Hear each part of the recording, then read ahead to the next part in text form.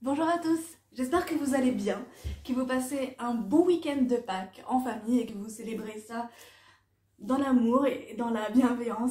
C'est voilà, un week-end qui me paraît assez important, donc voilà, j'espère que vous en profitez bien tous. Ici je viens avec une nouvelle vidéo sur un sujet qui est beaucoup plus sensible, plus tabou aussi, qui est le sujet des abus sexuels, de la violation de corps plus en général, et de comment vivre sa sexualité après un tel vécu et comment aussi rééquilibrer au final son yin, son yang, son masculin sacré, son féminin sacré et de trouver un épanouissement que ce soit dans sa vie sexuelle comme dans sa, comme dans sa vie de tous les jours, son rapport à l'homme, son rapport à la femme, son rapport à soi-même aussi. Ce sujet, en fait, il m'est venu jeudi soir, après une grosse prise de conscience pendant une formation en sexothérapie. D'ailleurs, petite parenthèse, formation qui a été faite chez Psynfinity, qui est à Dudelange, Youth et Arlon, qui est un excellent centre de formation. Les formateurs sont très compétents, les responsables très très compétents aussi, et ils proposent des formations dans différents domaines, donc là la sexothérapie, mais aussi l'hypnothérapie, le reiki, le magnétisme, la PNL, la communication non verbale, la sophrologie. Ils proposent voilà tout un panel de formations toutes intéressantes toutes intéressantes les unes comme les autres, et quand on commence une formation chez eux on a du mal à ne pas en faire d'autres. Donc je recommande fortement Psynfinity à Dudelange, Youth et Arlon. Voilà. Donc pour en revenir au sujet, donc les abus sexuels et la violation du corps, je vais déjà bien définir en fait de façon dont moi je perçois les abus sexuels dans cette vidéo là, que ce soit clair, et la violation de corps, déjà dans un premier temps, et ensuite discuter, partager avec vous différentes astuces, différentes techniques peut-être pour déjà soi-même se réapproprier son corps, mais aussi avec de l'aide extérieure. Voilà. Donc, de ce que j'entends ici en abus sexuel, en violation du corps, il y a 3 axes pour cette vidéo-là. Ok, je ne veux pas dire que c'est la vérité vraie et qu'il n'y en a pas d'autres, hein, on est d'accord. Mais par rapport au sujet que je veux aborder ici, je prends 3 axes. Et aussi d'ailleurs, je vais faire très attention aux mots que je vais utiliser, aux termes que je vais utiliser. Donc souvent, je vais me reprendre pour être sûre d'être bien comprise et que ce ne soit pas mal interprété ou que ce soit détourné, parce que c'est un sujet qui est très tabou, c'est un sujet qui fait mal, qui parle à énormément de personnes, beaucoup plus que ce qu'on ne veut le croire, beaucoup plus que ce qu'on ne peut le croire. Et c'est très étonnant de voir quand on commence à en parler, je suis très étonnée de voir le nombre de personnes concernées par des abus, des violations, et voilà, c'est vraiment très étonnant. Donc voilà, c'est vraiment un sujet sur lequel je vais faire très attention aux mots que je vais utiliser. Déjà, je le fais d'habitude, mais là encore plus. Parce que il est hors de question que je blesse quoi que ce soit, qui que ce soit plutôt, qui que ce soit, ou que, voilà, que ce soit mal interprété et que des répercussions fassent mal. Voilà. Donc, comme je disais, 3 axes par rapport aux abus sexuels, plus largement la violation du corps, plus largement. Je préfère vraiment faire assez large, dans le sens où il y a différents degrés. Bien entendu, le premier qu'on connaît tous, qui est le viol, à partir du moment où il y a pénétration que ce soit avec une main, pénétration que ce soit avec un sexe, pénétration que ce soit avec un objet. Voilà. J'ai même envie de dire n'importe quel orifice d'ailleurs, hein, que ce soit clair. Donc là, c'est le viol qu'on connaît le plus, qui est le plus accepté entre guillemets par la société pour dire ah oui, là il y a bien eu abus. Voilà. Ensuite, le premier, le deuxième, les attouchements. Les attouchements, et c'est là qu'on commence à rentrer dans dire, dans dans le questionnement en fait, dans le questionnement du est-ce que vraiment il s'agit d'abus sexuels, est-ce que vraiment, et ça je trouve ça aberrant, ce genre de discussion, ce genre de commentaires qu'on peut lire aussi parfois quand c'est médiatisé. Et à partir du moment où il y a un attouchement qui est non consenti, qui n'est pas demandé, qui n'est pas qui n'est pas accepté en fait, à partir de ce moment-là, oui, il s'agit d'abus sexuels en fait. Après je vous parle pas de mettre une main sur une épaule ou dans un cadre amical, que ce soit clair, mais à partir du moment où on se rapproche un peu, voilà, des zones génitales, où on se rapproche un peu des jambes, voilà, ou même de la poitrine, pour un peu plus pour les femmes peut-être d'ailleurs, eh bien oui, il s'agit en effet d'abus sexuels, et pour la personne qui est concernée par cet acte, le ressent vraiment comme une violation du corps au final. Alors excusez-moi, je fais pause parce qu'il y avait mon chat qui faisait du bruit. Et je voulais pas trop que ça s'entende dans la vidéo.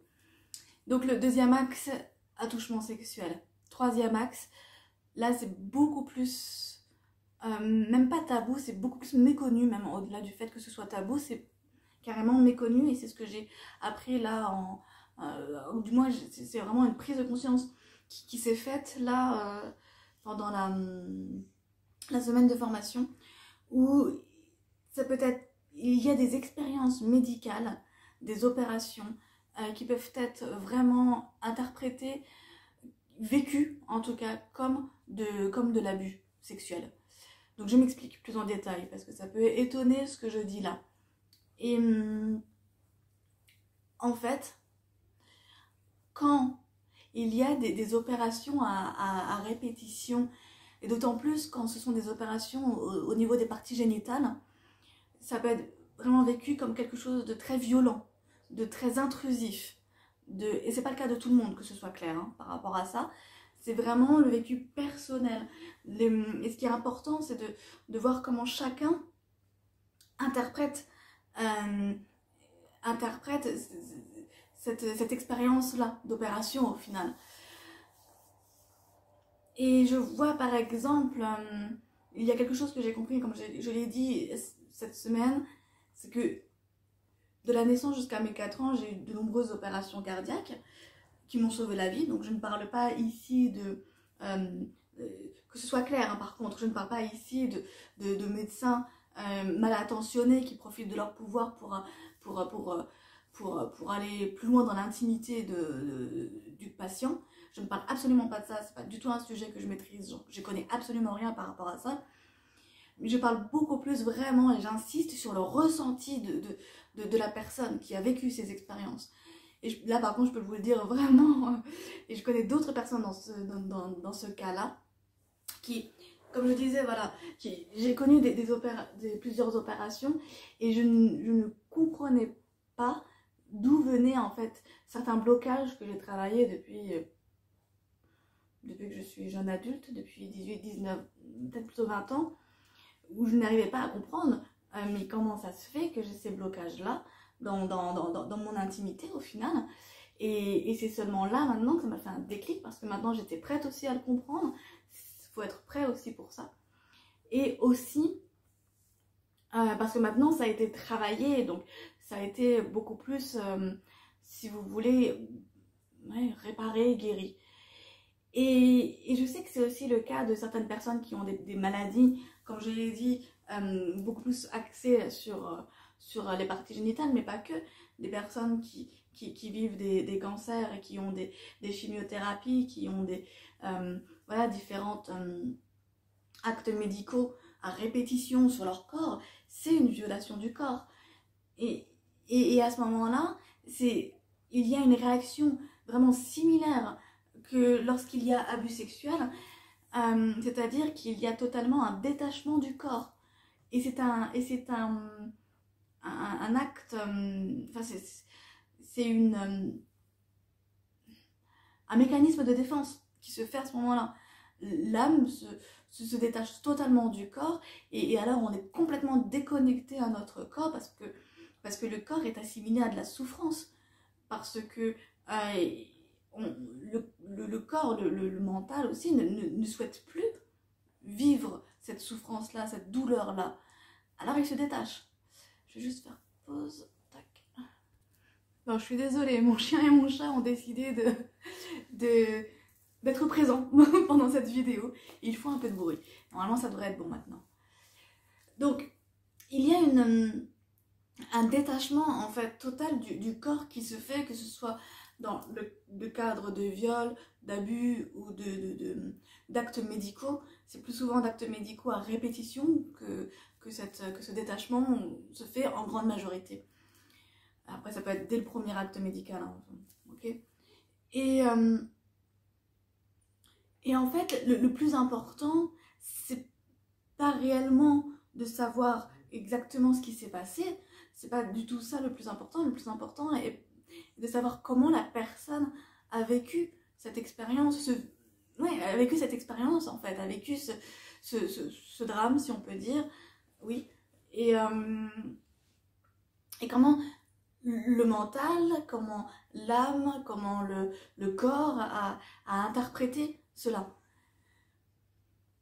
Et dans ce genre de situation, c'est bien de se poser la question, est-ce que je suis encore à l'aise avec mon corps? Parce que lorsqu'une situation comme celle-ci vient, eh bien, c'est comme si il y avait le féminin. Vous savez, comme je l'avais expliqué déjà dans une autre vidéo, nous avons tous en nous le féminin sacré et le masculin sacré. Et alors, c'est quelque chose comme ça nous arrive, c'est quelque chose à l'intérieur de nous qui est violé, en fait.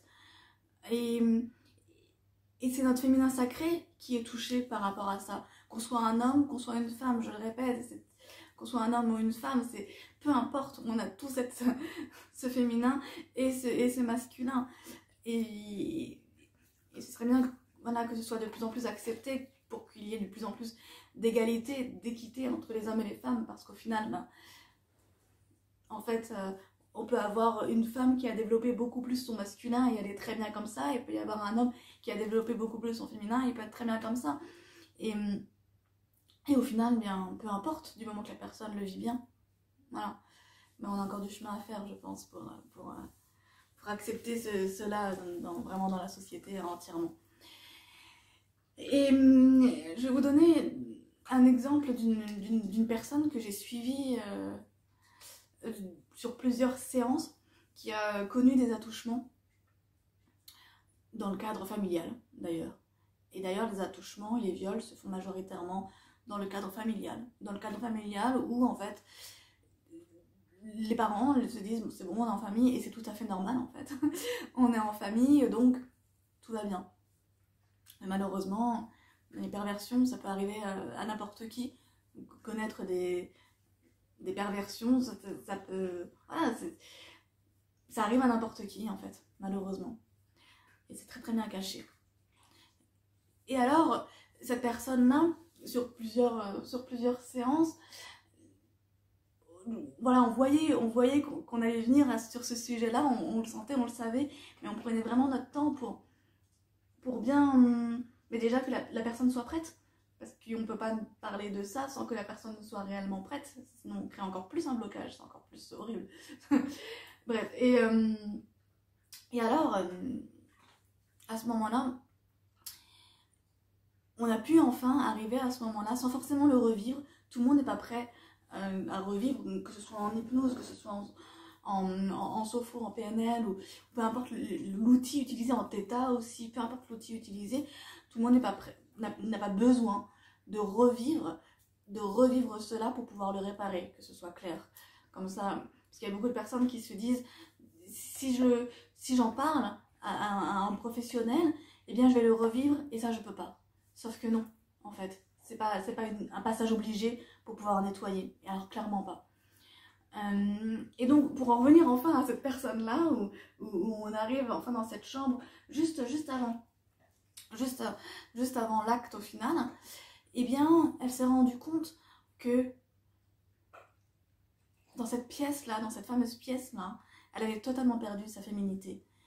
Et elle me dit, Marion, j'ai l'impression depuis, de courir après ma féminité et d'être incapable de la récupérer. Je ne sais pas la récupérer. Et c'est vrai que c'était, ça commence à changer, une personne qui était beaucoup dans le contrôle, beaucoup dans le travail aussi, dans l'activité, dans l'autorité, dans le mouvement, dans la créativité, tout ce que le masculin sacré représente au final. Et tout ce qui était introspection, tout ce qui était douceur à soi, tout ce qui était vraiment le côté maternant pour soi, eh bien, tout ça était totalement occulté, en fait. Parce qu'il y avait une peur. La peur. Qu'est-ce qui se passe si je me reconnecte à mon féminin sacré? Qu'est-ce qui se passe? Est-ce que je risque d'être déçue? Est-ce que je risque d'être en colère contre elle? Parce que dans la croyance, je ne dis pas que c'est vrai, je mets bien là ici, dans la croyance, il y a cette idée que c'est de ma faute, j'ai laissé faire cette personne qui a abusé de moi. J'ai accepté, je suis rentrée dans cette pièce. Et, ou alors même, il y a des personnes qui n'arrivent pas à dire non. Et donc c'est d'abord une colère envers soi-même. C'est même pas contre la personne. Des personnes avec qui j'ai parlé de ces abus-là, il n'y a même pas de colère envers la personne qui a fait l'acte, parce qu'il y a comme une compréhension et une acceptation de ok, ça va, t'as fait une erreur, je sais. Ça a été travaillé, c'est comme si ça avait été travaillé d'ailleurs en premier.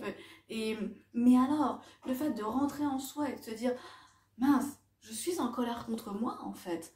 Je suis en colère d'avoir, pour les personnes qui croient aux vies karmiques, d'avoir accepté cette expérience-là.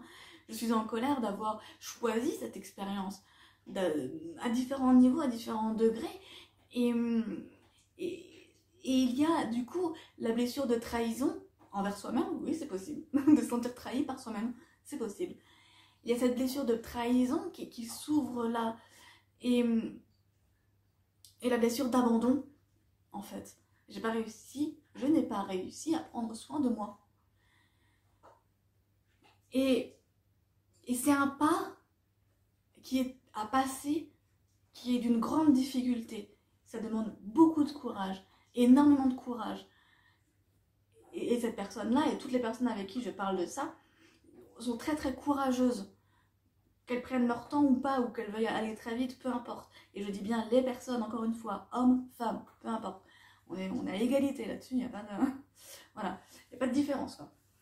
C'est pas comme dans le milieu professionnel. Donc ici, il y a vraiment cette blessure qui est très très dure à voir en face. Et pourtant, il existe des moyens. Et c'est pour ça que je voulais vraiment partager ça avec vous.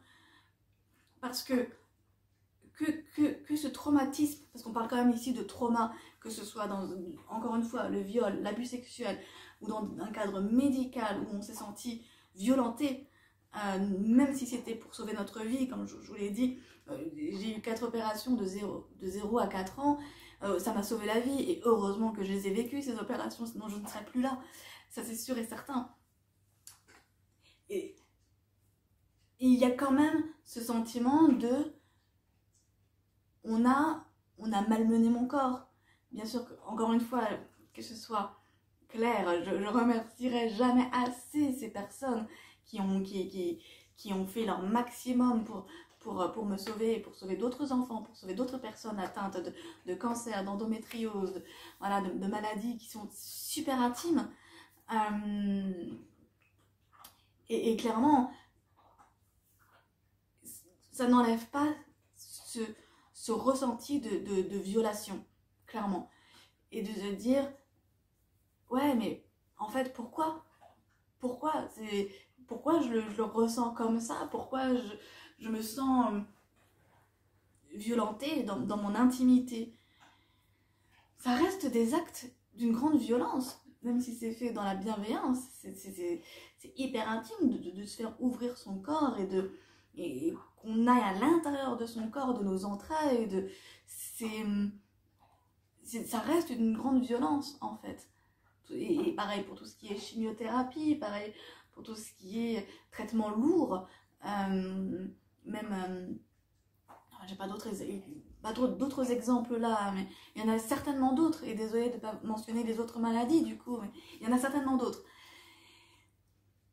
Et pour autant, il y a des techniques, il y a des moyens pour se reconnecter à ce féminin sacré, à cette intériorité. Et d'ailleurs, c'est assez marrant de voir comme la nature est très très très bien faite.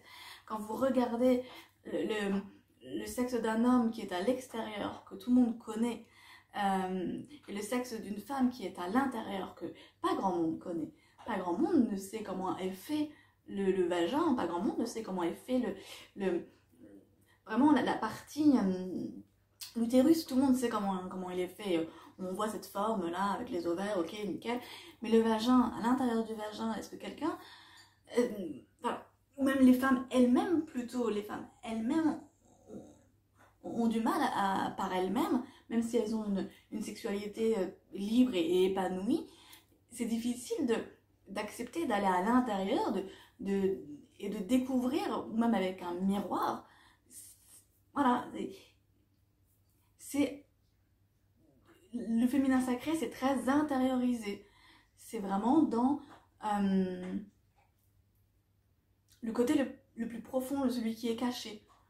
Et qui n'est pas forcément en plus bien vu par la société d'ailleurs. Ça serait bien qu'on évolue aussi dans ce sens-là. Et donc, du coup, j'arrive tout doucement aux astuces qui me paraissent très importantes sur un sujet aussi tabou. Avant, si on le souhaite, avant d'aller voir un professionnel, et j'en parlerai après, c'est déjà d'être femme avec soi-même, d'être mère avec soi-même, et de se donner de la douceur, d'accepter de se donner de la douceur. Ça peut commencer par exemple par des j'allais dire exercices, mais ce ne sont même pas des exercices, c'est des petites pratiques. Pourquoi pas avec des heures, commencer par des heures régulières pour en faire vraiment un rituel avant d'aller se coucher ou le matin au réveil. Par exemple, un moment où on est vraiment seul avec nous-mêmes, encore une fois, pour savoir qu'on soit homme ou femme, j'insiste réellement, où on commence à se toucher, on peut commencer à se toucher le bras, on se caresse et on se concentre sur qu'est-ce que je ressens, comment est ma peau, est-ce qu'elle est douce, est-ce qu'elle est rugueuse, est-ce qu'elle est poilue, peut-être pour des hommes, est-ce qu'elle est... Qu'est-ce que je... Et là, maintenant, à l'intérieur, quand je touche là mon bras, qu'est-ce que je ressens en moi? Est-ce que j'ai du mal à me toucher? Est-ce que ça me fait Est-ce que ça m'électrise même d'ailleurs, ça peut arriver? Est-ce que au contraire ça me fait du plaisir? Et vraiment étape par étape, faire après l'autre bras, après continuer peut-être par la poitrine, et au fur et à mesure, après les jambes par exemple, ou le ventre, et au fur et à mesure vraiment se rapprocher du sexe et de commencer à se le réapproprier, ce corps qui nous appartient, qu'on a choisi et qui est là pour expérimenter, oui, certes, la douleur, oui, certes, la blessure et vraiment la douleur. J'arrive même pas à trouver un autre mot, il y en a un qui est plus fort, mais cette douleur en fait dans le cœur, cette déchirure dans le cœur, dans le corps, dans le cœur et dans le corps. Mais en même temps, ce corps-là, il a été choisi pour aussi expérimenter la douceur, pour aussi expérimenter le plaisir, pour aussi expérimenter la beauté, même j'ai envie de dire, parce que le fait de se caresser, on peut aussi ressentir de la beauté pour soi-même. Et commencer par des petits exercices, ça peut être aussi commencer par les pieds si c'est plus facile, ou les mains, ne serait-ce que les mains, du moment que c'est fait en pleine conscience et dans la bienveillance envers soi-même. Ça peut paraître bête, mais on est bienveillant avec les autres, mais on peut ne pas du tout l'être avec soi-même. Et ensuite, ça me paraît primordial, lorsqu'on est prêt, seulement lorsqu'on est prêt, d'aller voir un spécialiste, peu importe l'étiquette qu'il a, peu importe la plaque qu'il a sur sa porte, du moment qu'il est spécialiste dans l'accompagnement, que ce soit clair. Quand je dis peu importe, je parle de psychologue, psychothérapeute, je parle de thérapeute. Voilà, peu importe le titre qu'il a, ça peut être un sophrologue, ça peut être un hypnothérapeute aussi. Voilà. Le plus important, c'est que cette personne, homme ou femme, vous attire. Je ne parle pas d'attirance sexuelle, physique, ok? Mais en tout cas, vous paraît... oui, vous attire d'un point de vue énergétique, qu'elle vous paraisse vraiment bienveillante et qu'elle vous... Vous pouvez toujours aller voir sur les réseaux sociaux maintenant, il y a pléthore d'informations maintenant sur les professionnels de l'accompagnement. Donc, sur les réseaux sociaux, sur le site internet aussi, sur Google aussi, il y a des avis parfois qui se font sur Google. Et surtout d'aller voir la photo pour voir est-ce que cette personne-là me paraît bienveillante, me paraît douce, et est-ce que c'est elle qui pourra bien m'accompagner. Surtout le faire avec le cœur et pas juste le faire, bon bah je dois être accompagnée, ok j'y vais, prendre n'importe qui sur la première personne sur la liste des psychologues par exemple, non. Après, si vous avez un bon gynécologue, c'est peut-être d'aller le voir, lui dire le problème. Il y a aussi des psychologues dans des hôpitaux, en tout cas au Luxembourg, après je ne sais pas si c'est le cas pour ailleurs, mais qui sont vraiment très compétents et qui accompagnent très très bien les personnes qui connaissent ce genre d'abus. Donc, alors il y a mon chien qui est en train de boire, j'espère qu'on ne l'entend pas, il fait un bruit très fort. Donc, voilà, c'était vraiment ça ici le message. Et le plus important, ce qui est vraiment à retenir, c'est que peu importe ce que vous avez vécu, peu importe le degré officiel de la violation sur vous, le plus important est de savoir comment vous l'avez vécu. Et peu importe le jugement des autres, vous, comment vous l'avez vécu, cette main sous la cuisse, comment vous l'avez vécu, cette opération, comment vous l'avez... Bon, après, quand on parle de viol, bien entendu, là c'est beaucoup plus concret, donc c'est plus compris par la société. Mais comment vous avez vécu ça, et est-ce que derrière, la sexualité que vous avez vous convient réellement? Est-ce qu'elle est vraiment épanouissante? Est-ce que... Parce que ça peut provoquer des blocages, et ça peut aussi provoquer donc de l'hyposexualité, mais ça peut aussi provoquer de l'hypersexualité. Et si l'hypersexualité est faite avec un manque de douceur de soi, et donc du coup on arrive au respect de soi, c'est qu'il y a aussi quelque chose derrière à travailler. Voilà. Donc, j'espère que cette vidéo vous a plu et que les petites astuces, bon il n'y en a pas grand... Ah non, j'en ai encore d'autres des astuces. Attendez, parce que là ça fait déjà 28 minutes, mais c'est pas grave, j'y vais quand même. Ça peut donc déjà commencer par les mains, et si peut-être vous sentez prête pour ça, et même inversé, c'est de le faire aussi avec des objets. Il existe de nombreux objets sexuels qui permettent aussi de se réapproprier son sexe, tout simplement. J'allais dire organe génital, mais non, on parle même pas d'organe génital, on parle de sexe en fait. Et il existe plein d'objets dans les magasins de sex toys, où bien entendu on peut aussi l'utiliser pour s'amuser, que ce soit seul ou en couple, ou peu importe, hein, on s'en fout, mais les magasins sex toys peuvent aussi offrir des possibilités pour se réapproprier son corps. Voilà, il y en a plein, il y a plein de choses. Et le but, en fait, de commencer par la peau, de commencer par les membres voilà, les plus communs, par les pieds, par les mains, comme je disais, pourquoi pas le visage aussi. C'est après vraiment d'aller au niveau du sexe, c'est super important pour se le réapproprier.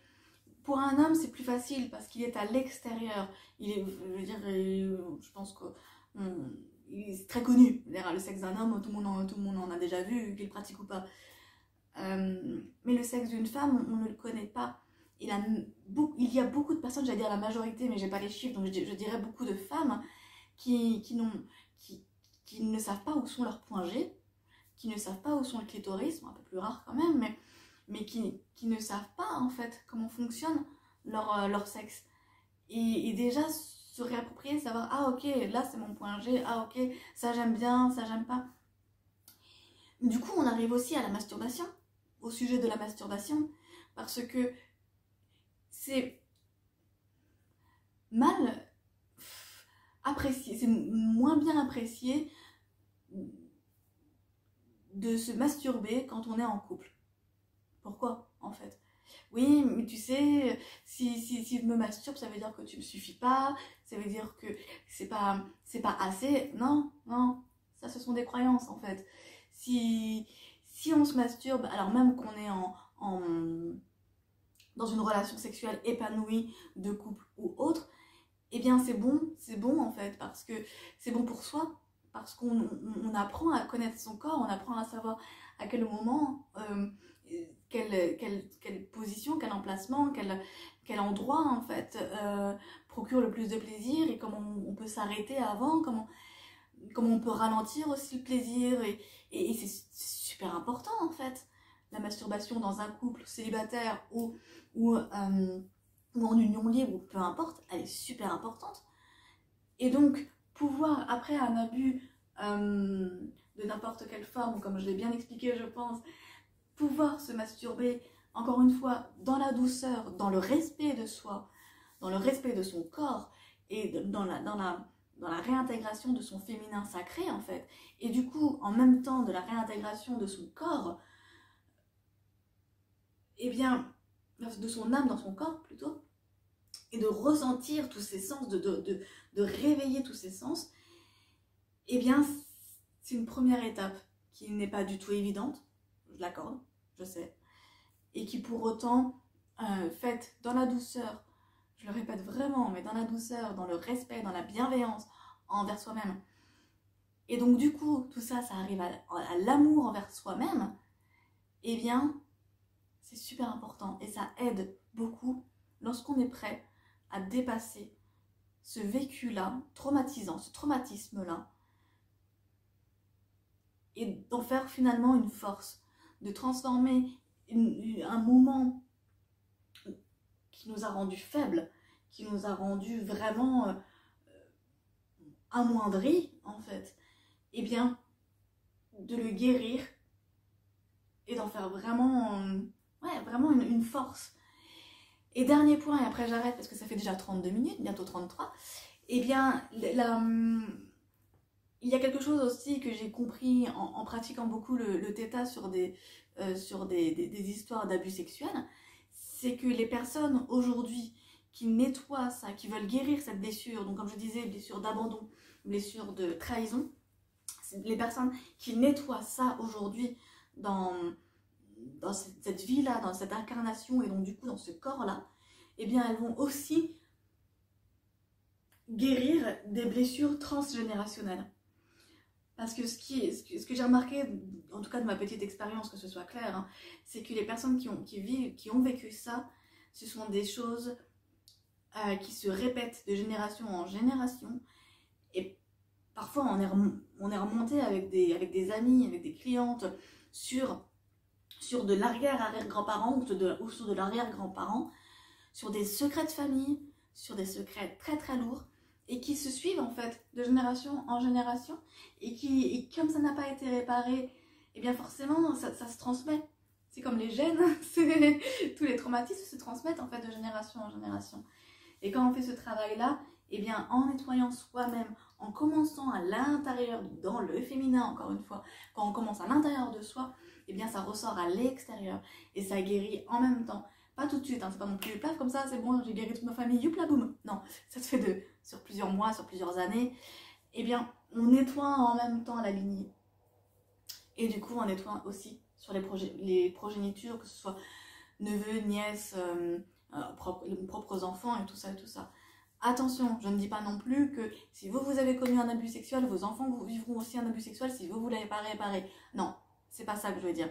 Ce que je veux dire par là, c'est que il y a des blessures qui restent à l'intérieur de nos progénitures, au final de nos enfants, donc c'est plus beau de dire enfants que progéniture, et qui restent à l'intérieur parce que c'est marqué en nous, en fait, c'est marqué au niveau de l'âme, c'est marqué au niveau karmique, voilà, et ces blessures-là restent, même si elles sont bien cachées, chez nos enfants. Donc c'est très important de d'abord commencer par soi.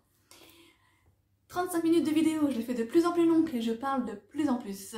Donc, j'espère que vous allez tous bien encore une fois. Merci en tout cas pour vos soutiens, merci pour vos commentaires et tout ça. Et c'est vraiment super, super gentil de votre part de me soutenir. Je vous fais de gros bisous et je vous dis à très bientôt. Bisous!